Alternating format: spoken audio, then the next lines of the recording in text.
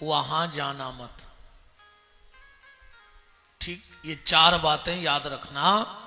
जहां आदर ना हो वहां जाना मत, क्योंकि आवत ही हर्षे नहीं, नैनन नहीं स्नेह, तुलसी कहां न जाइयो जहां कंचन बरसे मेघ।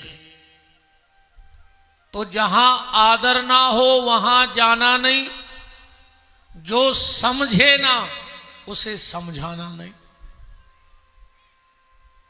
आदमी को एक बार समझाना, 2 बार, और ना माने तो उसकी बलाए। और अगर तुम बार बार समझाओगे तो वो तुम्हें अपना दुश्मन मान बैठेगा। एक बार समझाओ, 2 बार समझाओ, पर बार बार मत समझाओ, वरना वो तुम्हें ही अपना दुश्मन समझ लेगा। तो जहां आदर ना हो वहां जाना मत, जो समझे ना उसे समझाना मत। तीसरी बात, जो पचे ना उसे खाना मत। जो ना पचे उसे खाना मत। और जो सत्य बोलने पर रूठ जाए उसे मनाना मत। अगर कोई सत्य बात आप कह रहे हो और कोई तुमसे बुरा मान जाए तो फिर उसे मत मनाना। रूठ गया तो रूठ जाने दो। इन 4 बातों की कथा ही आज पूरी घूमेगी, इन 4 सूत्रों पर। जहां आदर ना हो वहां मत जाओ, जो समझे ना उसे मत समझाओ, जो ना पचे उसे मत खाओ, और सत्य पे रूठ जाए तो उसे मत मनाओ। इस चीज का विशेष ख्याल रखना। पर मूल में जो बात रखी जाएगी वो यही कि भगवान का नाम लेते रहना। मूल बात तो यही है, जैसे बने वैसे भगवान का नाम जप करो। तुलसी अपने राम को रीज भजो के खीज, और खेत परे में ऊंग हैं उल्टे सीधे बीज। जैसे बने वैसे भगवान का नाम लो। भाव कुभाव अनख आलसहु, नाम जपत मंगल दिशि दसहु। देखो भगवान ने आपसे क्या मांगा है? पैसा मांगा? कितना पैसा होगा जबलपुर वालों के पास? लक्ष्मी उसके पांव दबाती है, तो वो पैसे से तो रीझने वाला है नहीं कि रीझ जाएगा। भगवान ने तुमसे बुद्धि मांगी। हनुमान जी जैसे उसके दरवाजे के चौकीदार हैं, तो वो बुद्धि से भी पकड़ में नहीं आएगा। क्या जाएगा? अच्छा, पहुंच पकड़ से भगवान तुम्हारा हो जाएगा। तो दुनिया के सबसे बड़े नेता का नाम है नारद। वो नारद भी वहां 2-2 महीने खड़े रहते हैं पर दर्शन नहीं होते। भगवान ने सिर्फ तुमसे एक चीज मांगी है, और वो अगर तुम उसे देते रहे तो तुम्हारा और भगवान का एक नाता बन जाएगा। क्या मांगा है भगवान ने आपसे? भगवान ने आपसे समय मांगा है कि थोड़ा सा समय हमें दिया करो बस। और वही समय हम भगवान को देते नहीं हैं। अच्छा, भगवान ने तुमसे अच्छे में समय मांगा है। इससे अच्छा समय क्या होगा बताओ? कि तुम भगवान की कथा सुन रहे हो, वैशाख का महीना है, शिव महापुराण की कथा सुन रहे हो।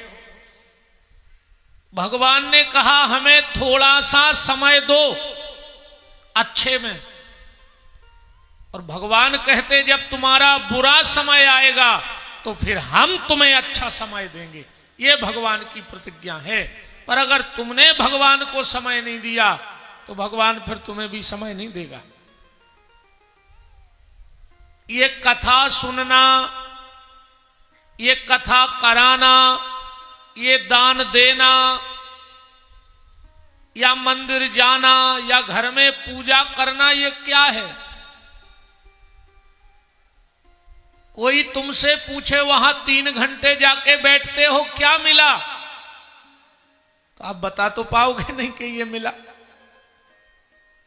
पर अब बता देना कि हम 3 घंटे कथा में जाते हैं, 10 मिनट को मंदिर जाते हैं, 5 मिनट को घर में पूजन करते हैं, तो हमें क्या मिलेगा? ये बताना अब आज की बात। उदाहरण ऐसे समझ लो, हम मोबाइल में अलार्म लगाते हैं,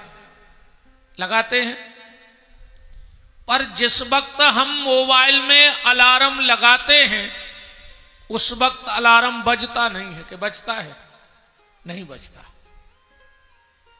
पर जिस वक्त का लगाया है उस वक्त जरूर बजेगा, क्योंकि हम तो भूल जाएंगे। और अलार्म लगाया भी इसीलिए जाता है कि हम भूल जाते हैं। याद रहे तो अलार्म की जरूरत क्या है? कई बार हमें कहीं जाना है अब जल्दी, तो अलार्म लगा के सो जाते हैं। एक पति पत्नी में झगड़ा हो गया, पति को जाना था भोपाल, अब बैर बंधा था दोनों का। तो पति ने सोचा अब हम कैसे कहें पत्नी से कि हमें जगा देना, अब बोलता नहीं था। तो उसने कागज पे लिखा कि मुझे 5 बजे जबलपुर स्टेशन से ट्रेन पकड़नी है, मुझे 4 बजे जगा देना, और टेबल पे रख दिया। अब पति देव सो गए। अब जब नींद खुली तो घड़ी में 7 बजे थे, ट्रेन निकल गई थी। पति को गुस्सा आया, पत्नी के पास गया चिल्ला के, मैंने तुझसे कहा था मुझे 5 बजे अर्जेंट जाना था, जगाया क्यों नहीं? पत्नी बोली आपने बोला क्यों नहीं? बोले चल टेबल पे, मैंने वहां लिख के रख दिया था। पत्नी बोली तो चलो, और वहां गए तो दूसरी चिट्ठी रखी थी, उस पे लिखा था प्लीज उठ जाओ 4 बज गए। बोले जैसे तुमने जगाने को बोला ऐसे ही हमने जगा दिया। तो अलार्म व्यक्ति इसीलिए लगाता है कि वो भूल जाता है। तो जब अलार्म लगाओगे तब अलार्म नहीं बजेगा, पर जिस वक्त का लगाया है उस वक्त बजेगा। 1 सेकंड भी यहां वहां नहीं होगा। तो ये कथा, ये भागवत, ये पूजा क्या है? बोले ये मन का अलार्म है। हम लोग मन का अलार्म सेट करने आए, ये कब बजेगा?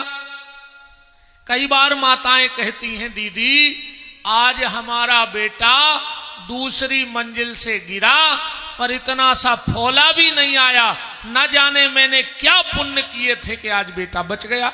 मतलब कभी ना कभी किया था तो आज बचा, कभी ना कभी तुम अलार्म लगाए थे इसलिए आज वो काम में आ गया। ना लगाए होते तो दूसरी मंजिल से गिरने के बाद बच्चा बचता।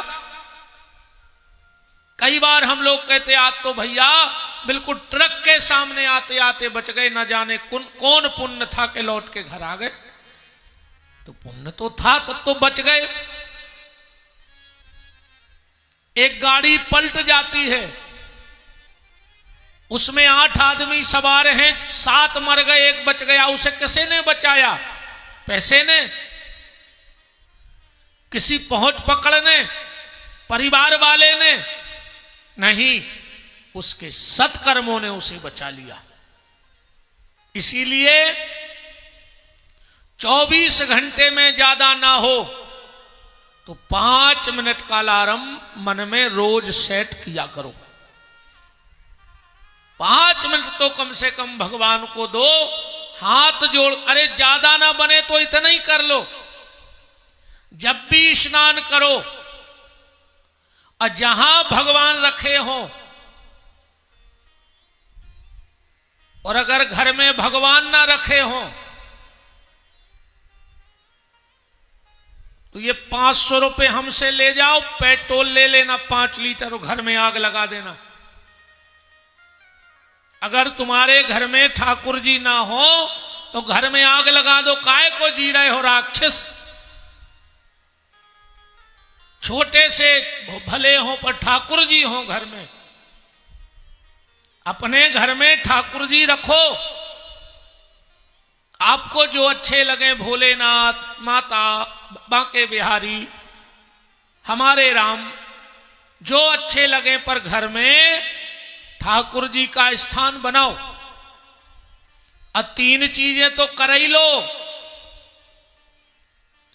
घर में तुलसी की क्यारी बनाओ, चाहे इतने से डिब्बे में तुलसी रखो पर रखो, क्योंकि जिसके घर में तुलसी ना हो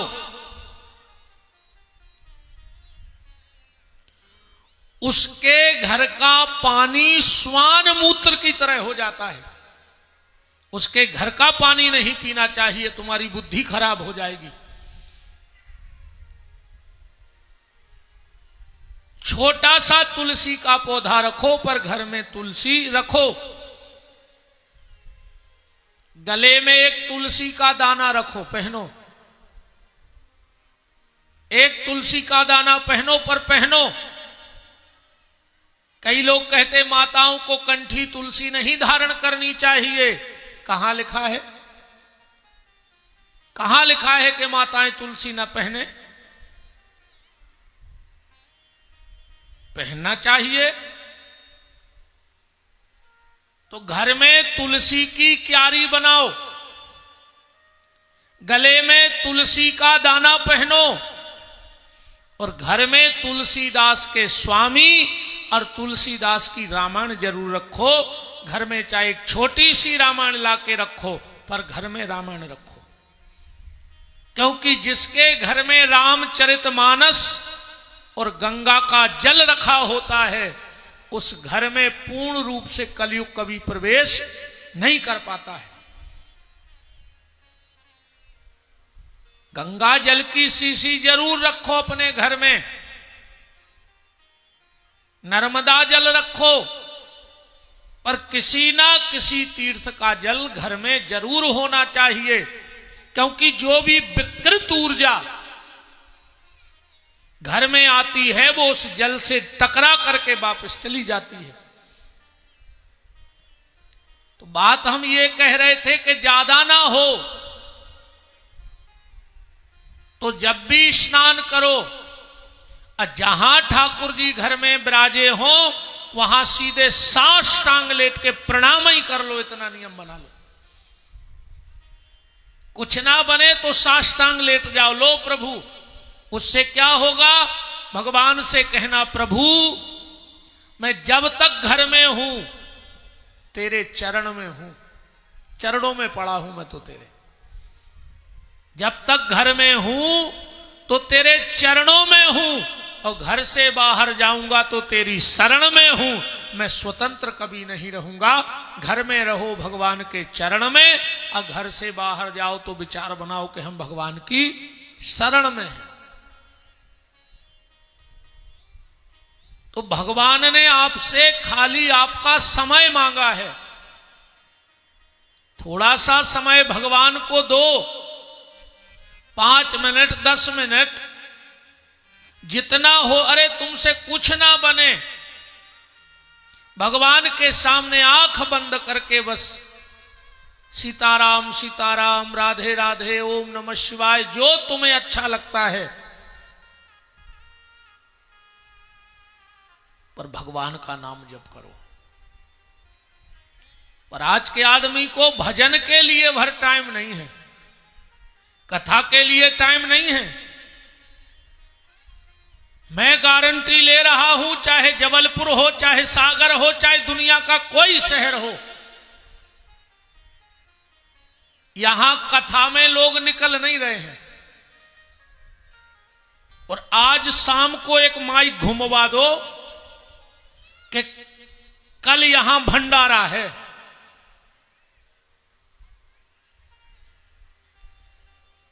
इतना भर माइक घुमवा दो कि कल भंडारा है, ये पुलिस लाइन का ग्राउंड तो ठीक, ये पूरा कंपार्टमेंट छोटा पड़ जाएगा।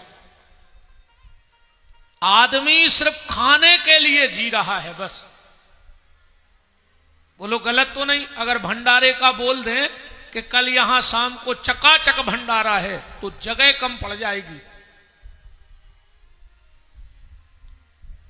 हमारे यहां एक अच्छी कहावत चलती है, रे मन भजन करे खो रोवे। रे मन भजन करे खो रोवे, और कहूं मिले जो फ्री को खावे, तो हाथ पांव ने धोवे। रे मन भजन करे खो रोवे।